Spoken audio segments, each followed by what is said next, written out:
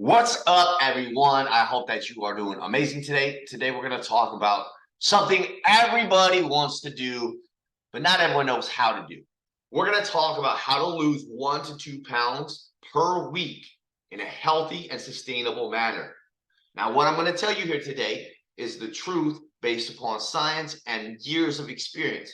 What I'm not going to tell you today is a get fit quick magic pill that's going to make you lose 30 pounds next week. If someone tells you they can help you lose 30 pounds next week, you tell them to go away.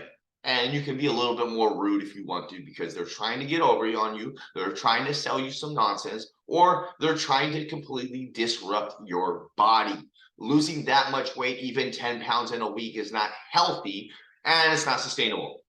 That being said, I'm going to blow your mind with this first one. Everyone knows it. Nobody follows it. Nutrition.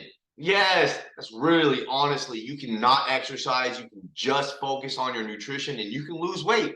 It's seriously the easiest way, but it seems to be the hardest way because we're stuck with so many self-limiting beliefs that we believe that certain things have to be a certain way. I went to a birthday party. I have to overeat and eat birthday cake. No, you don't, right? I'm in a rush, so I have to stop and get fast food. No, you don't. I'm going to tell you something, and it's gonna might piss a few people off, but very small, tiny percentage of our entire country is ever starved, right? So this idea that I'm starving, right, is a self-limiting belief. It's a belief system we put upon food because we're hungry, and we make it seem like we're starving, when in reality, none of us are starving. None of us are starving, right? So how do we do that? How do we use nutrition in order to lose weight? Well, a calorie deficit, right? So when it comes to your calorie deficit, we want to aim for a 500 to 1,000 calorie deficit per day. Okay, so if we do the math here, approximately 3,500 calories go into 1 pound. So 7 days a week, if I'm in a 500 calorie deficit, I should lose 1 pound. If I'm in a 1,000 calorie deficit, that's doubled up. I should lose 2 pounds. So that calorie deficit is the best way to lose weight. 500 calories every single day. Now, that doesn't mean 500 calories Monday through Friday, and then on Saturday and Sunday, we eat 2,000 extra calories, because that's how you gain weight. And that's how most people gain weight. They are in a calorie deficit Monday through Friday, and they say, I've been so good this whole week, I deserve to have a cheat day. Okay, fine, cheat day. But if your cheat day is 2,000 calories, and you're in a 2,000 calorie deficit because it's 500 all week, right, or 2,500, then guess what? You're no longer in that 3,500 calorie range, and you're no longer going to lose 1 pound. And then you hop on the scale like, I was good all week. What happened? You ate 2,000 extra calories. That one fast food meal you eat, that one burger, those fries, and that soda, 2,500, maybe 3,000 calories in that one single meal. And before you know it, you ain't lost no weight. Now, once you just develop and got that calorie deficit in motion, then we want to make sure that through that calorie deficit, within that amount of calories you should be eating each day, you're focused on a balanced diet. Now, balanced diet means we want to incorporate all of our macronutrients, not high carb, low carb, high protein, low protein. We want to balance it out. Balancing it out will be the most beneficial by making sure our proteins, fats, and carbohydrates are balanced so that we are eating approximately the same percentage of each. Once we start to see weight loss based upon specific goals, then we can adjust those numbers, but we always want to start off with that balanced approach. Portion control is key here. Utilizing things, measuring tools, food skills, that's going to help you fulfill those portion sizes. How do I do that on the go? Well, you can use your hand. I've done trainings on your hand. You can also Google it. If you want more information on that, send me a message. I can send you some documents over to show you how to use your hand to measure food when you're on the go. So you have a general idea of how much food you're eating when you go out to eat. And you'll see that when you go out to eat, the food that they give you is always above normal portion sizes.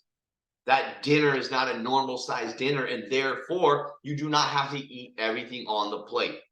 Portion control is key here. Now, here's another thing. Meal timing can play a significant role. So if you eat regular meals on a consistent basis, this will help you control your hunger and manage your portions.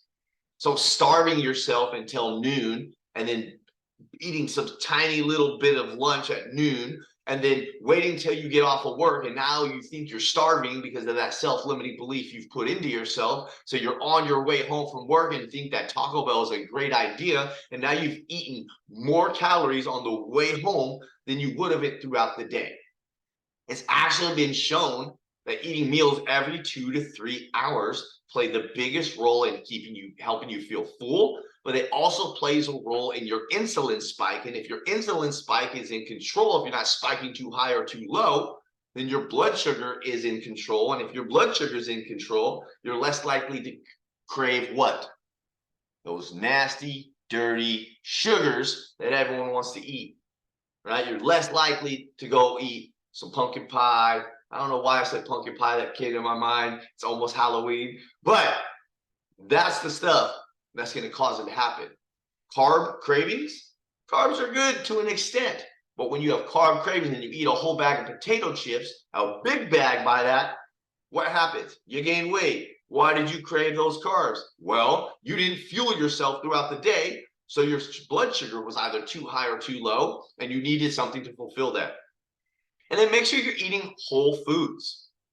Prioritize those whole unprocessed foods, things like fruits, vegetables, lean proteins. These items are going to be your most beneficial tools towards remaining within that calorie deficit, towards keeping yourself balanced, towards controlling those portions. And then don't put no restrictions on yourself. This is one of the biggest mistakes so many people make. Avoid restrictive fad diets and focus on a sustainable approach. Sustainable. Is this something I can do for the rest of my life? If you're on a meal plan or a diet and you don't feel like you can do it for the rest of your life, that is not sustainable and that is not going to work for you. The goal is to be able to eat this way for the rest of your life. And then if you make adjustments or go off of it from time to time, because you establish that pattern, you're able to see consistent results.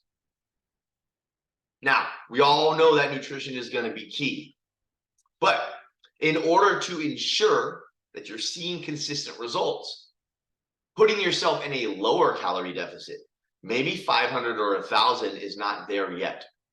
So let's create a bigger calorie deficit. If you create a bigger calorie deficit through movement, your body will burn more calories than you eat. And if you burn more calories than you eat, you're going to lose weight. So studies show that aiming for at least 150 minutes of moderate exercise per week or 75 minutes of rigorous exercise per week, minimum here. So what this means is aim for 30 minutes, 5 days a week, or you could do less time. You could go 15 minutes, 5 days a week, but those 15 minutes are more intense. For many of my clients, like Justin, as an example, we know he's super busy. So he does shorter workouts earlier in the week, but they're a little bit more intense with limited rest and recovery. And he's got longer workouts on the weekends when he has the time. That right there is going to give him that 75 minutes of rigorous exercise plus a little bit extra of moderate exercise. Make sure that you're including your strength training. Look, I see this all the time. So many people think cardio is the way to lose weight. Cardio burns calories. Calories does not mean you lose weight significantly, especially when we're looking up for sustainable. Key word here is sustainable. If I go get on a treadmill and I run for 30 minutes and I burn 1,500 calories, and then I go eat that many calories afterwards because I'm not putting myself in a sustainable calorie deficit due to the excessive movements I'm doing, then I've no longer created a weight loss goal. I'm no longer en route to lose weight. That being said, cardio can help.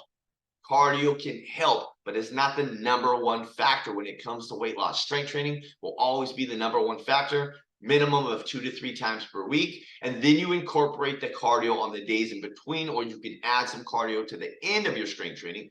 Certain things like walking, cycling, running, swimming, so on and so forth, in order to create more of a calorie deficit. Now, here's the catcher. Here's the one that's going to throw some people off. Rest days are important too. Rest days are important too. And I don't mean a rest day. Let's clarify this. Rest day does not mean sleeping in, binge watching something on Netflix, and eating some fast food.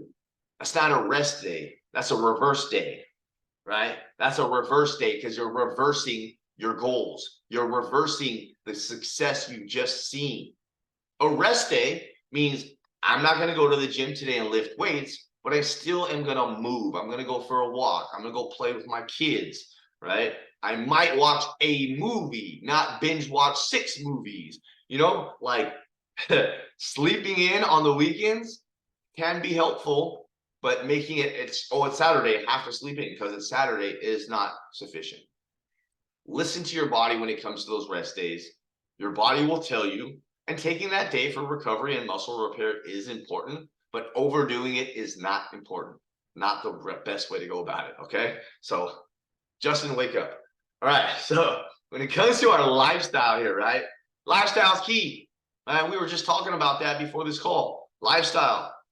One of the biggest things about lifestyle we need to focus on is sleep. Now, I'm one of those people that don't get enough sleep. And I know many of you do not get enough sleep.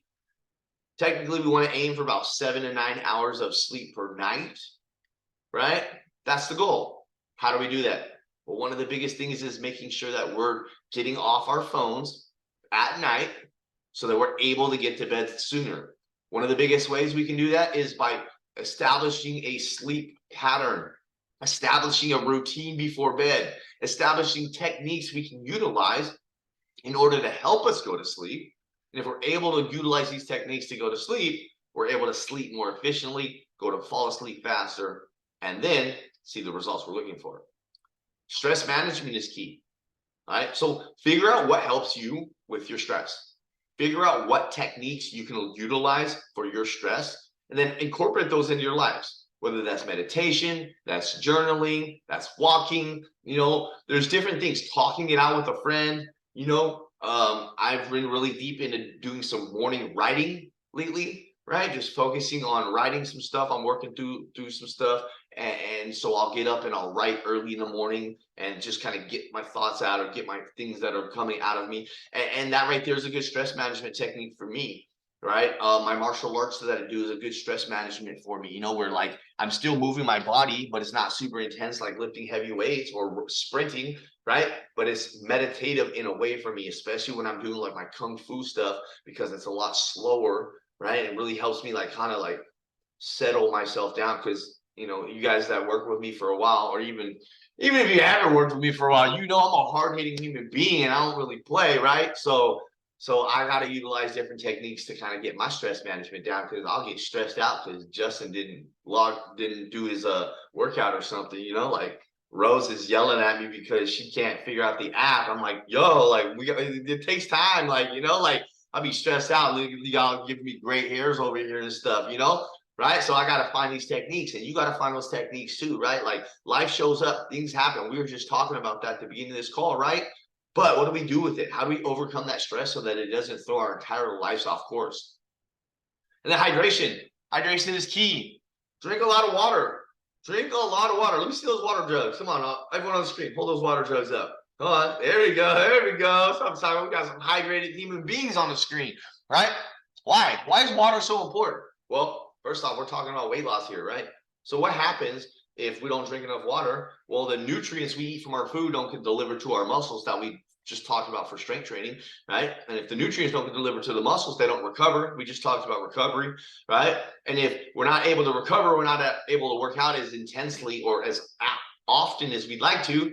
So what happens there? Then we're not getting our 150 minutes of moderate exercise in, right? Plus, if you're not properly hydrated, you probably feel hungry more often. If you feel hungry more often, you eat more food. And if you eat more food, you gain more weight instead of losing weight. They all come into play. They all come into play. And here's what you got to understand. All of these are important. This is a team effort. If we incorporate all of these, we'll lose weight faster, right? If you incorporate some of these, you'll lose a little bit of weight, right? So you really get to choose how much of these you can or want to incorporate into your life. And this is going to help you see the success you're looking for. Now that we've got all these things going, you're working out regularly, you're eating enough protein, you're eating portions, you're controlling your portions, you're getting some sleep, you're managing your stress, you're drinking water. All of these things are in motion. You need to make sure that you are checking in with yourself. Checking in with yourself is key here, right? So using a scale, using a measuring tape, we want to monitor our progress. I suggest you do it on your own weekly, but as you know, within the app, we're doing them every 2 weeks because we got so many busy human beings. We want to make sure you can fit it into your life. But I suggest you weigh yourself weekly. I suggest you measure yourself weekly, not daily, weekly. Don't get on that scale every single day because you're going to see it do this. You're going to see it do this, right? One of the greatest tools in this app that you guys are going to love once we're like, a couple check-ins in, because we just transferred to the new app. And so like I was just telling Justin about this the other day, is we're going to be able to see a graph of your progress in the app. So we're going to be able to pull up a graph and be like, all right, we see it fluctuating, but it's fluctuating on the way down, not on the way up, right? And if we see it fluctuate on the way up, we know to take a look at that and figure out what area you are lacking in, and we can fix that area. We can fix that area to make sure you're there. And in that case, if you've hit a plateau, we want to adapt and we want to tweak it, right? We want to review our calorie intake. We want to review our exercise routine, and then we want to make the necessary adjustments. That is the greatest thing about working with the coach, is we will show up for you and help you figure that out. And as a team, we can make this happen, right? It is a team effort. And then if we still feel like there's something going on at the end of all of that, seek advice from a healthcare provider or a registered dietitian when needed. There could be other things we're facing. I am a firm believer that until you're doing everything you're supposed to do for your health, you shouldn't need to run to a doctor unless you're injured or it's something serious, right? We live in a world or a society where everyone wants weight loss medication and weight loss surgery. And what have you done before that weight loss surgery and that weight loss medication? I was just talking to someone the other day. She's like, oh yeah, I'm gonna go get weight loss surgery. I'm like, oh, did exercise and eating healthy not work for you? Oh no, I don't have time for that. You don't have time for that, but you'd rather have a doctor cut you open and seal your stomach up so you can't eat more food? Like, that's just like the society we live in. Everyone wants a quick fix. And you know what? I also worked with quite a few people that have struggled and those weight loss surgeries didn't work for them. We've got people in our program that the weight loss surgeries didn't work for them. In fact, they gained more weight because they thought that this weight loss surgery was going to fix their problem. There's no magic pill out there. We're talking sustainable, healthy weight loss here. We're not talking about magic pills. I'll never try to sell you a pill. I'll never try to sell you some tea some skinny tea. Like that's not how life works, right? And I want you guys to all understand, if you're dealing with your weight, you didn't get there overnight, so you're not going to lose it overnight. You didn't gain 30 extra pounds in 2 days, so you're not going to lose 30 pounds in 2 days. It doesn't work that way. But consistent effort, showing up for yourself 100% is how you're going to get there. So I'm thankful for each and every one of you guys. I hope you found value in today's training. We'll talk again soon.